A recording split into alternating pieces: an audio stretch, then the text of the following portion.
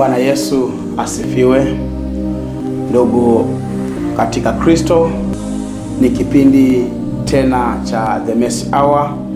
Tunakutana kwenye hiki kipindi kwa ajili ya kufundishana habari za Mungu kupitia media yako, ambayo media inasikika kila mahali. Ni media yako kabisa, wewe kijana, Gen Z, baba, mama, kama ni babu, kama ni bibi, watoto wadogo. Ni media ambayo imekuja kwa ajili yenu, media ya The Healing Media, na kipindi chetu ni kipindi cha The Mercy Hour. Hiki kipindi unakuwa na mimi mtumishi wa Mungu Evangelist McDonald Lyson. Kuna vitu vingi sana ambavyo hii media ina offer. Tutakuja kukutangazia hapo mbele baada ya ibada hii. Kwa hiyo katika kipindi cha The Mercy Hour ni saa la rehema. Tunaangalia mafundisho yaliyonyooka ya Bwana Yesu Kristo. Tunalisoma neno lake na kulifafanua zaidi. Kwa sasa kipindi hiki cha The Mercy Hour tunaangalia habari za maombi, namna unavyoweza kuomba, mifumo inayotumika katika maombi. Unaomba, lakini inawezekana unaluka baadhi ya mifumo ambayo inaweza kutumika au unaweza kuitumia katika maombi yako. Bwana Yesu asifiwe sana. Kabla hatujaenda mbele zaidi, naomba tumshukuru Mungu kwa ajili ya kipindi hiki, maana hiki kipindi si kipindi tu, bali ni ibada kamili. Baba, katika jina la Yesu Kristo, mwana Mungu wa Nazareti aliye hai, asante kwa kuwa wewe ni mwema, Mungu ambao uliumba mbingu na ardhi. Na siku ya leo ni wewe Bwana umeitengeneza, umemleta huyo mama, huyo baba, huyo kijana kwa ajili Bwana Mesia, useme na maisha yake, useme na nafsi yake.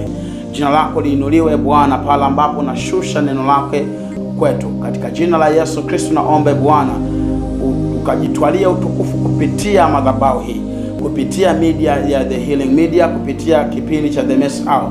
Jina lako liinuliwe na jina lako litukuzwe. Amen. Basi moja kwa moja tunaangalia hii mifumo inayotumika katika maombi. Mfumo namba 6. Tuko katika mfumo namba 6 kati ya mifumo 9 ambayo tuko nayo, ambao tunatakiwa tuisome. Tuko kwenye mfumo wa 6, na huo mfumo unasema maombi kwa mfumo wa kuisemesha nafsi ya mtu. Maombi kwa mfumo wa kuisemesha nafsi ya mtu aliyefungwa dhidi ya mtu. Nafsi ya mtu aliyefungwa dhidi ya mtu au vitu visivyofaa ili vifarakane na nafsi husika. Ni maombi, tunaomba maombi kwa kutumia mfumo wa kuisemesha nafsi ya mtu dhidi ya mtu au vitu visivyofaa ili vifarakane na nafsi husika. Ndugu mtazamaji, kwa nini tunataka tutumie mfumo huu? Mfumo huu utatusaidia wapi? Kwa nini tunatakiwa tuisemeshe nafsi ya mtu dhidi ya mtu? Inawezekana ni mtu mwingine amefanya makosa na wanaoadhibiwa ni watu wengine.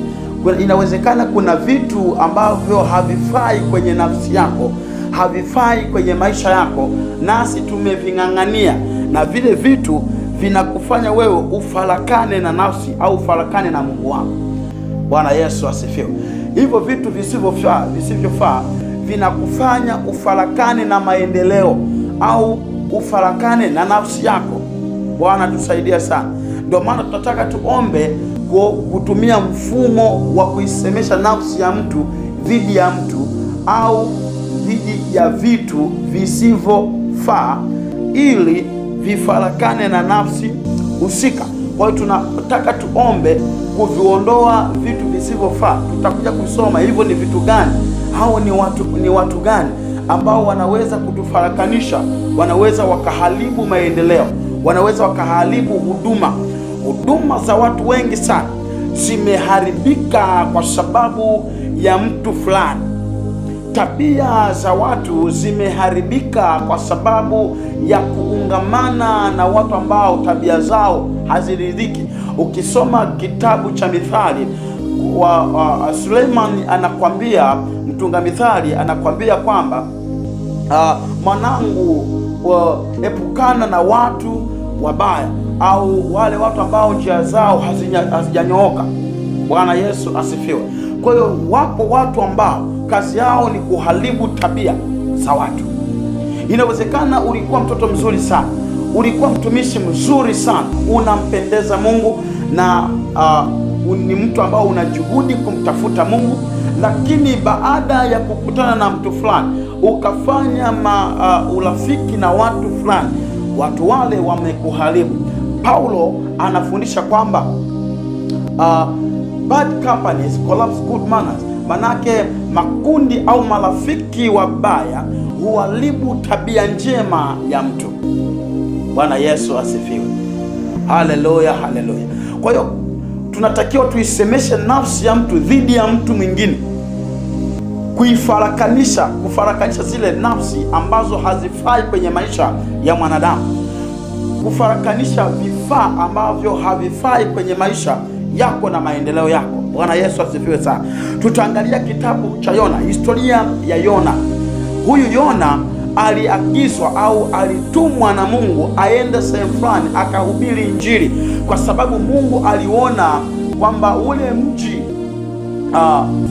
mji wa Ninawi watu wana dhambi, wanatenda dhambi sana. Ni mji uliojaa na dhambi, ni mji uliojaa na dhuluma, ni mji uliojaa na uzinzi. Kwa hiyo Mungu aliuonea huruma, rehema zake, kama kipindi hiki cha The Mercy Hour, rehema za Mungu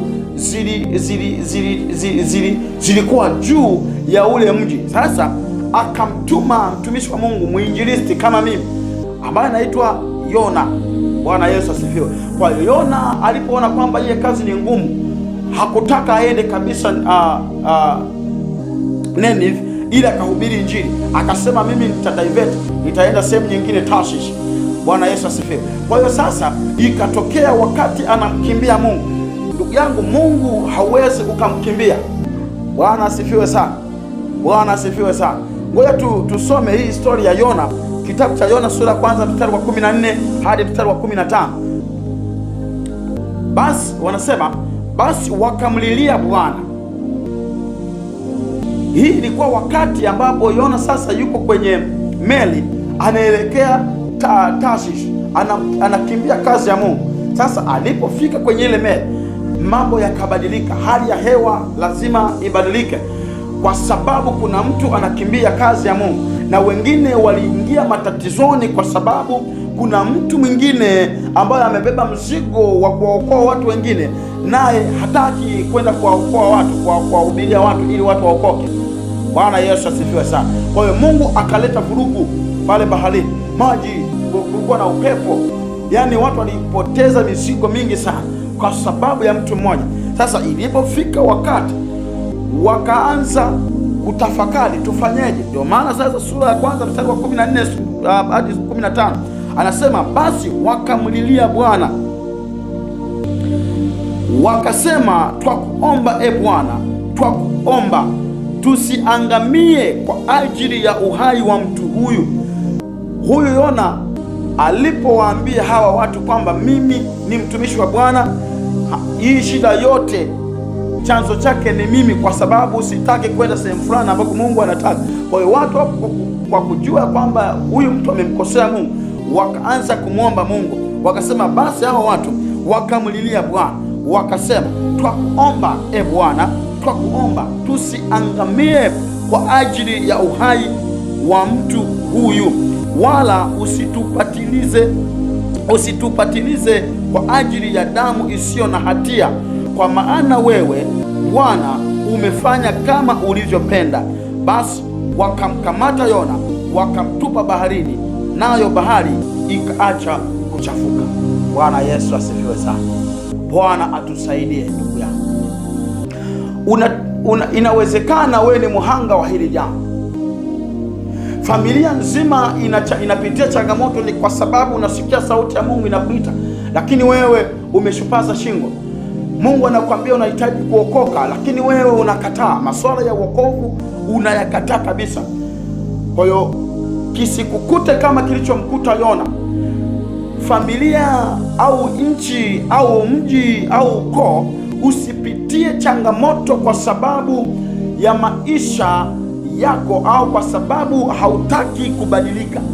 Wakati mwingine Mungu anakuletea visa, wakati mwingine Mungu anabadilisha conditions za maisha, ni kwa sababu anataka wewe umwelewe na kumtumikia, umwamini na kusema niko hapa. Bwana Yesu asifiwe. Hao watu waliingia kwenye changamoto ambayo si ya kwao, ni kwa sababu ya mtu mmoja, nao wakamwomba Mungu, wakasema tusiangamie kwa ajili ya uhai wa mtu huyu. Kwa sababu gani?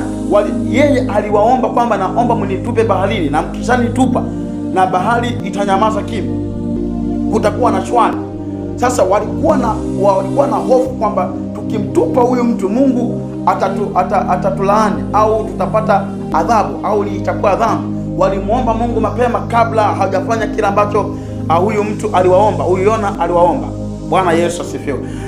Same applies. Inawezekana kuna marafiki ambao umewang'ang'ania kwenye maisha yako.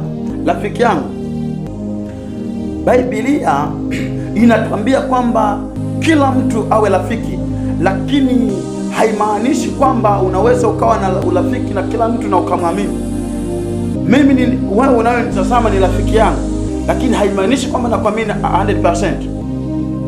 Na wewe kuna marafiki wengine ambao tangu waje kwenye maisha yako you have not grown. Manake you are stagnant. Umekuwa dwarf. Maisha yako hayakui. Biashara yako imekaa pale pale. Tangu uwe kwenye mahusiano na yule mwanaume na yule mwanamke, maisha yako yanaanza kuharibika, biashara zinaanza kufa, kazi haieleweki, yani kibali kinaondoka. Manake ni nini? Hiyo ni ishara. Mungu anakwambia ya kwamba huyo mtu sio sahihi kwenye maisha yako. Bwana Yesu asifiwe sana. Kuna watu wanakuja kwenye maisha ya mtu wakibeba mikataba ya kuharibu. Kwa hiyo unaweza ukaomba kwa kutumia mfumo wa kuisemesha nafsi ya mtu dhidi ya mtu mwingine ili zifarakane, kwa sababu kuna kauharibifu kwa huyo mtu. Haleluya. Inawezekana ni sehemu kabisa ya ibada, ni kanisa. Tangu yende haujawahi kujisikia na amani au furaha, haujawahi kujisikia kwamba unabarikiwa hapo mahali. Basi unatakiwa umuombe Mungu sana kwamba Mungu, naomba uniongoze, ni wapi sehemu sahihi ambayo nataka mimi nikatumike. Inawezekana wewe rafiki yangu, muda wa kutumika umeshafika, lakini unang'ang'ania kwa huyo mchungaji, unang'ang'ania kuwa kwenye hilo kanisa, wakati Mungu anakuambia wakati wa kujifunza umefika, umeisha, na huu wakati ni wakati wewe utoke uende ukafungue kazi, na wewe unang'ang'ania hapo. Sasa Mungu anachokifanya, analeta ugumu kwenye maisha. Wakati wa kutumika kuhubiri injili ya Kristo umefika, lakini wewe unaona kama ni bado. Bwana Yesu asifiwe. Vipo vitu vingi sana ambavyo unatakiwa uviombee. Unapoomba, ombea nafsi yako dhidi ya mtu mwingine. Inawezekana yule mtu kwenye maisha yako ana madhara au ana baraka. Kumbuka tulisoma kitabu cha Nyakati wa kwanza sura ya 4 mstari wa 9 kama sijakosea. Ni habari za Yabes. Yabes alipojigundua kwamba yeye alizaliwa kwa uchungu, mama yake alimpa jina la Yabes kwa sababu alimaanisha kwamba alimzaa kwa huzuni. Maana yake jina la Yabes, nafsi yake ya Yabes ilibeba jina ambalo tafsiri yake ni huzuni. Maana yake kila jambo atakalolifanya ni huzuni kwenye maisha yake.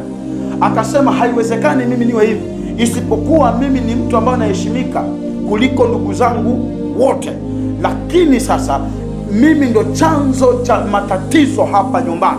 Akaomba, akamwomba Mungu, akamwambia Mungu, nakuomba mkono wako usiniache, nakuomba uiongeze na hozi yangu. Bwana Yesu asifiwe. Naye Mungu akafanya sawasawa na kila alichokiomba mtumishi wa Mungu. Na wewe pia unatakiwa umuombe Mungu akufunulie wapi pana shida, wapi pana shindikana, what is the root cause of the problem. Kwa nini unashindwa kuzaa? Kwa nini wewe unashindwa kuolewa? Kwa nini unashindwa kuendelea na biashara? Kwa nini wachumba wanakuja wanaondoka? Inawezekana somewhere and someone else is responsible. Kwa hiyo unachotakiwa kukifanya ni kumwambia Mungu kwamba akupe ufunuo, akufunulie wakati unaomba. Tumia huu mfumo, jisemeshe, semesha nafsi yako, semesha nafsi ya watoto wako ambao tabia zao zinaharibika kwa sababu ya mtu mwingine. Bwana Yesu asifiwe sana. Kitabu cha Mika sura ya 2 mstari wa 10, Biblia inasema ya kwamba ondokeni mwende zenu, maana hapa sipo mahali pa raha yenu. Ondokeni mwende zenu, maana hapa sipo mahali pa raha yenu, kwa sababu ya uchafu mtaangamizwa, naam, kwa maangamizo mazito sana. Sehemu yoyote ambayo si ya kwako, you have to run away. Unatakiwa utoke. Biblia ndio inasema, sio mimi. Ondokeni mwende zenu, maana hapa sipo mahali pa raha yenu. Inawezekana huko kwenye ofisi ambayo ina mikataba na unapata ugumu tangu anze kazi, hakuna maendeleo yoyote uliyoyafanya. Bwana Yesu asifiwe sana. Hauna maendeleo, manake unachotakiwa ni kuondoka. Umwambie Mungu. Usiondoke tu kwa swali, usiondoke tu kwa kiburi, lakini ondoka pale ambapo Mungu amekufunulia ufunuo. You need a revelation to make decisions. You don't just make decisions. Unatakiwa umuulize Mungu, tena Mungu akufungue macho, uwe na revelation, uwe na ufunuo kuhusiana na sehemu yoyote ulipo. Na Mungu anakuambia hapa mahali si mahali ya raha yako, si mahali ya baraka yako, unatakiwa utoke. Bwana Yesu asifiwe. Maanake kama hapo mahali si mahali pa raha yako, basi ipo mahali ambayo imeshikilia raha yako. Huko nyuma nilifundisha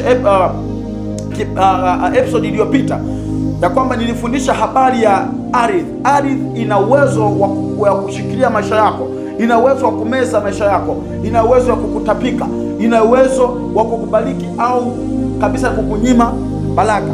Na hiyo mahali, sehemu yoyote unapokwenda, unatakiwa umuombe kwanza Mungu akupe uwezo. Kama hiyo sehemu ni ngumu wewe kufanikiwa, inawezekana ukamwomba Mungu. Inawezekana ni sehemu sahihi kwako, lakini unakutana na vita, basi usiache kumwomba Mungu. Mungu atafanya kwenye maisha yako. Ndio maana Biblia inasema, tokeni hapa, ondokeni mwende zenu, maana hapa sipo mahali pa raha yenu, kwa sababu ya uchafu mtaangamizwa, nami kwa maangamizo mazito sana. Inawezekana hiyo sehemu si sahihi kwako kwa sababu ni sehemu chafu. Bwana Yesu asifiwe. Ni kwa sababu ni sehemu isiyofaa kwenye maisha yako. Kwa hiyo ni vitu gani ambavyo havifai, ambavyo vinaweza kuharibu nafasi za watu wengi? Mfano wa vitu visivyofaa vinavyoharibu nafsi za wengi. Namba moja, mfano wa vitu visivyofaa ni vitu gani? Namba moja, aina fulani ya marafiki. Kama nilivyozungumza hapo awali, aina fulani ya marafiki.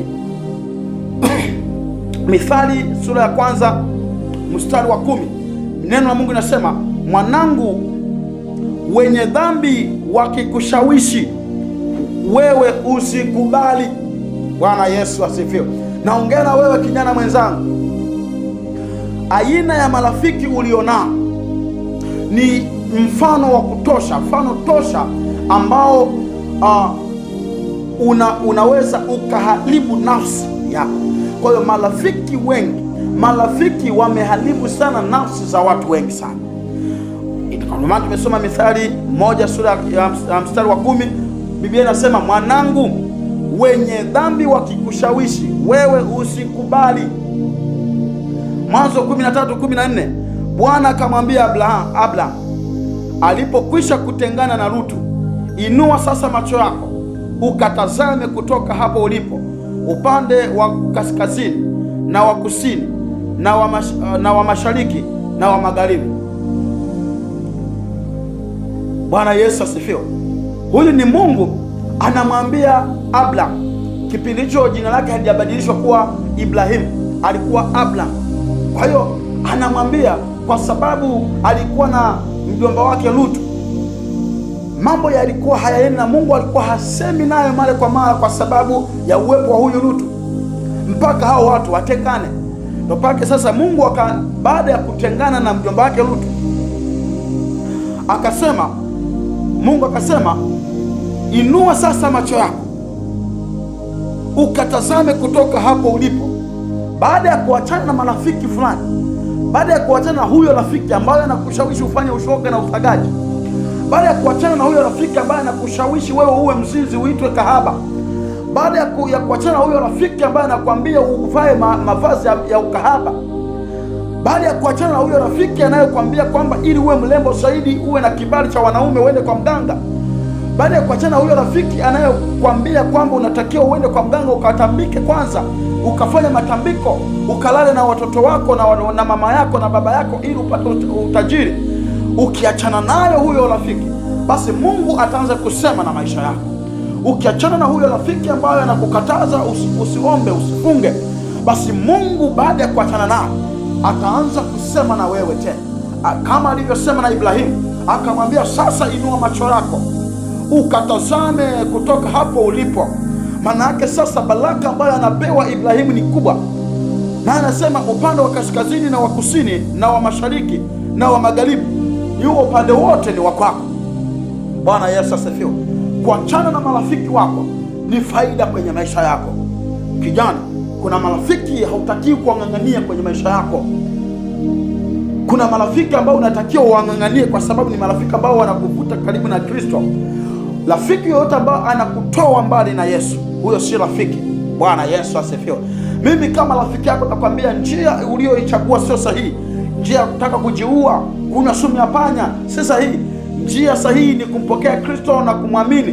Njia sahihi ni kuokoka. Huyo ndio rafiki wa kweli. Bwana Yesu asifiwe. Ya pili, mazungumzo yasiyofaa. Mazungumzo yasiyofaa. Kuna mazungumzo ambayo hautakiwi kabisa uyaruhusu yatoke. Kuna maneno kabisa hautakiwi kuyaruhusu yatoke kwenye kinywa chako, kwa sababu yanaharibu maisha. Bwana atusaidie sana. Wakorintho wa kwanza 15 mstari wa 33, neno la Mungu linasema, msidanganyike, mazungumzo mabaya huharibu tabia njema. Mazungumzo mabaya, bad companies collapse good manners. Mazungumzo mabaya huharibu tabia njema. Kwa hiyo kila neno linapotoka kinywani mwako, hakikisha lile neno linapoenda kwa mtu mwingine linabeba baraka. Bwana Yesu asifiwe. Wewe ni maneno gani ambayo yanatoka kwenye kinywa chako? Je, ukiongea mahali fulani unaacha nini? Maneno yako yawe maneno matakatifu. Msidanganyike, mazungumzo mabaya huharibu tabia njema. Wakorintho wa kwanza 15 mstari wa 33 ndiyo inayosema habari ya mazungumzo. Unachokizungumza na kinywa chako ndio hicho maisha yako yatakavyokuwa kesho, kwa sababu wewe ndio nabii mkubwa wa maisha yako. Pia wewe unaweza kujifanya kuwa adui mkubwa wa maisha yako. Kabla hujamtafuta mchawi ni nani, kabla haujamwangalia shangazi kwamba yeye ndio anakuloga, basi inawezekana kinywa chako kinawezekana ndio kitakuwa kichawi namba 1 kuliko yule ambayo unamdhania. Kwa sababu kumbuka, leo hauna mtoto, hauna mume, haujaolewa na unastaka kwenda kupata mwanaume, unafanya biashara zinakufa. Ukikumbuka, kabla haujaanza kununua maji na mafuta ya upako, kabla hujamtafuta mchawi ni nani, basi rejea nyuma. Ulikuwa unazungumza nini wakati ulikuwa mdogo? Watu walikuzungumzia maneno gani juu ya maisha yako? Kwa hiyo kuna mazungumzo ambayo yana circulate kwenye maisha yako ya kiroho. Bwana Yesu asifiwe. Bwana tusaidie sana. Inawezekana ulikuwa unasema, mimi siwezi kufaa, siwezi kuolewa, sifai kuolewa, sifai kuoa, sifai kuwa na watoto, sifai kuwa bosi, sifai kuwa msomi. Sasa ulikuwa unajishusha. Tukisoma somo la life skills, kuna topic moja inaitwa self esteem, stress and anxiety. Kwa hiyo wewe unatakiwa uwe na good self esteem, self awareness. Unajisemesha positive words kwenye maisha yako. Sema kwamba mimi ni mkubwa, mimi si mkia, mimi ni kichwa, mimi si wa chini, mimi ni wa juu, mimi ni tajiri. Unajisemesha maneno mazuri. Sema hata kama sura yangu haiko vizuri kama ya watu wengine, lakini mimi nina kibali cha kuolewa, mimi ni mama bora na mimi ni mke bora. Bwana Yesu asifiwe. Inawezekana kabisa ukapata maendeleo na matokeo pale ambapo ukija ukaruhusu maneno yale mabaya yakaacha, ukayakata na kuanza kujitamkia maneno mazuri. What you said vimeandikwa katika ulimwengu wa roho, na neno lolote unalolizungumza katika ulimwengu wa roho ina siku yake ya hukumu. Kwa hiyo lile ulilolisema jana ndio matokeo unayoishi leo. Bwana Yesu asifiwe. Cha tatu ni kukumbatia vitu visivyofaa, visivyoleta faida, vinavyoleta matokeo mabaya. Umevikumbatia vile vitu ambavyo havina hata faida. Umekumbatia mipombe, umekumbatia mapenzi, umekumbatia zinaa, umekumbatia vitu ambavyo havifai, havina hata faida. Bwana Yesu asifiwe. Umekumbatia misigareti, mibangi, umekumbatia mishangazi ambayo haina hata faida kwenye maisha yako. Kijana mwenzangu, kipindi cha The Message Hour, Mungu anasema na maisha yako. Inawezekana hivyo vitu ambavyo havina faida kwenye maisha yako, achana navyo. Inawezekana ni kijana wa kiume na kijana wa kike. Ngoja niwaambie, kupitia hiki kipindi, umekumbatia misabuni. Wewe ni mbakaji wa sabuni, wewe ni mbakaji wa mwana, wewe mdada ni mbakaji wa hizi ndizi, ni mbakaji wa hizi tangu. Acha kabisa, ni vitu ambavyo vinaharibu mahusiano yako na Mungu. Bwana Yesu asifiwe. Yaani unafanya vitu ambavyo havifai. Haleluya. Unasema mimi sioi, mimi sio mzinzi, lakini unatumikishwa na roho za uzinzi. Na unapofanya masturbation, ndugu yangu, hicho ni kitu ambacho hakina faida kwenye maisha yako. Mwisho wa siku kinaondoa utu wako na heshima, kinaondoa heshima na kujiamini kwenye maisha yako. Bwana Yesu asifiwe. Tukiwa kwenye hili jukwaa lazima tuseme ukweli, kwa sababu ndio tiba ya maisha yako. Bwana asifiwe sana. Mfano mwingine, mitazamo na tamaduni mfu. Mitazamo na tamaduni mfu vinaharibu sana kuhusu mambo fulani. Mitazamo na tamaduni mfu. Kuna tamaduni zingine ambazo umeziwekea za ukoo ambazo zimeharibu sana maisha, zimeharibu sana maendeleo, zimeharibu sana future yako. Bwana Yesu asifiwe. Acha kuwa na mitazamo chanya, mitazamo iliyo hai inayoweza kukuletea faida kwenye maisha yako. Mfano mwingine na wa mwisho ni mazingira yasiyofaa. Mazingira yasiyofaa. Mazingira yasiyofaa. Mithali sura ya 7 mstari wa 7 hadi 12. Ngoja nisome. Neno la Mungu linasema, nikaona katikati ya wajinga nikamtambua miongoni mwa vijana kijana mmoja asiyekuwa na akili. Haleluya. Sasa wewe usiwe kijana ambaye hana akili, wewe uwe na akili. Mstari wa 8, akipita njiani karibu na pembe yake, akiishika njia iendayo nyumbani kwake, wakati wa magharibi, wakati wa jioni, usiku wa manane, gizani. Na tazama, mwanamke akamkuta ana mavazi ya kikahaba, mwilevu wa moyo. Sio mimi rafiki yangu, ni Biblia. Ana kelele na ukaidi, miguu yake haikai nyumbani mwake. Huyo mwanamke kahaba, mara yu katika njia kuu, mara viwanjani, naye huotea kwenye pembe za kila njia. Mazingira yasiyofaa. Mfano ni huyu kijana alisema, nikaona katikati ya wajinga. Katikati ya wajinga.